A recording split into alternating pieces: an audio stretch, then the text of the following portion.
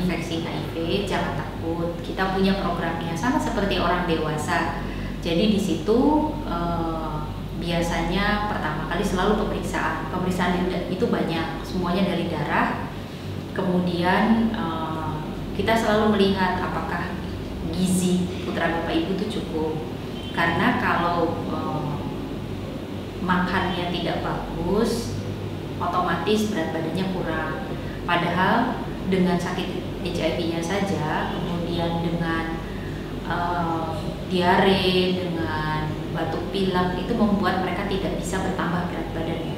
Jadi tata laksana pertama kita itu justru memperbaiki berat badan, membuat mereka tinggi dan sebagainya. Kemudian obat-obatan. Panduan nasional yang dibuat oleh Indonesia mensyaratkan kita menggunakan obat-obatan lini pertama, sama seperti orang dewasa. Bentuknya seperti apa? Kalau Bapak Ibu biasa berobat ke dokter anak kemudian mendapatkan sirup, sayangnya kita tidak punya sirup di Indonesia. Jadi kita menggunakan tablet. Jangan khawatir, tabletnya ada yang khusus untuk bayi, untuk anak, sehingga tabletnya sebetulnya mudah hancur dengan dimasukkan ke dalam air. Itu berlangsung selama katakanlah seumur hidup. Nah, obatnya disediakan oleh pemerintah sama seperti untuk orang dewasa. Kemudian sama minum obatnya juga harus 2 kali sehari. Ada memang yang sekali sehari, tapi umumnya 2 kali sehari. Jenis obatnya sama seperti orang dewasa. Kita menggunakan zidofudin atau stafudin, kemudian lamivudin, kemudian evirapin. Dan itu sudah ada dalam bentuk tablet-tablet yang khusus buat anak-anak. Kalau mereka sudah agak besar, kita bisa menggunakan obat-obat orang dewasa. Apa yang di follow up? Tidak seperti orang dewasa yang banyak sekali. Umumnya kita hanya mencari karena TBC, kemudian hepatitis B.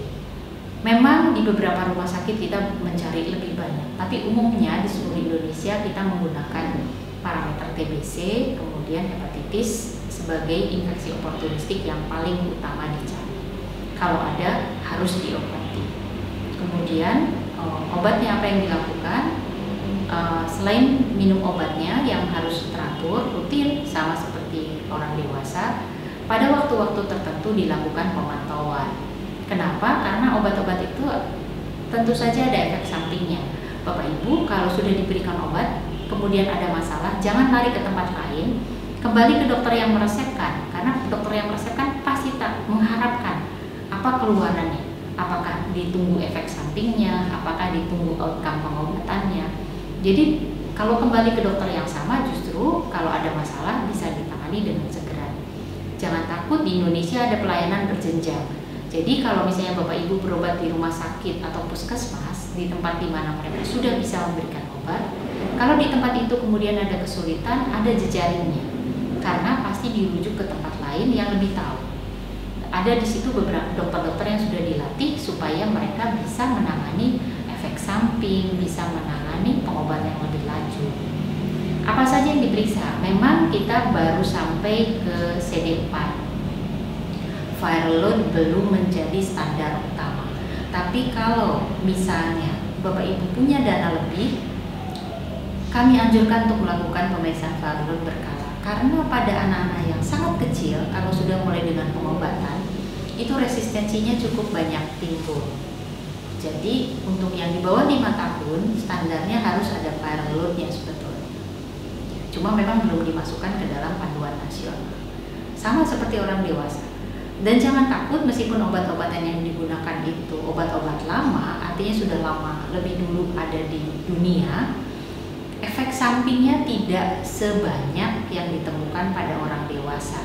Seperti lipodistrofi, itu tidak banyak ditemukan pada anak-anak. Oleh karena itu jangan takut bahwa berobat, dan jangan takut masalah efek samping ke hati, efek samping ke ginjal, itu termasuk yang kami follow up.